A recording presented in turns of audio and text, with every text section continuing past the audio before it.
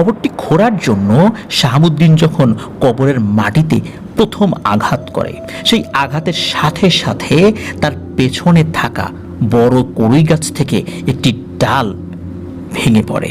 ভেঙে পড়েই প্রচণ্ড একটা শব্দ হয়। এই শব্দ শাহাবুদ্দিনের টনক নড়াতে পারেনি, ভয়ও ধরাতে পারেনি। এরপরেও শাহাবুদ্দিন সে তার কাজ করে যাচ্ছিল। আবারও যখন কবরের মাটি সে খুঁড়ছিল, এরপরেও কড়ই গাছ থেকে কিছু ডাল ভেঙে পড়ে। শুকনো ডাল ভেঙে পড়েছে বলে মনে করেছে সে, এই জন্য সে পাত্তা দেয়নি। এরপর নিশাচর পাখির ডাক সে শুনতে পায়, হু হু হু এরকম শব্দ। এরপরও সে ভয় পায়নি। কবর থেকে কফিনটা সে বের করে। কফিনের ডালাটা সে যখনই খুলেছে, সাথে সাথে কোনো এক অদৃশ্য শক্তি শাহাবুদ্দিনকে এক হ্যাঁচকা টানে কফিনের ভেতরে নিয়ে নেয়। কোনোভাবেই সে নিজেকে ওখান থেকে বের করতে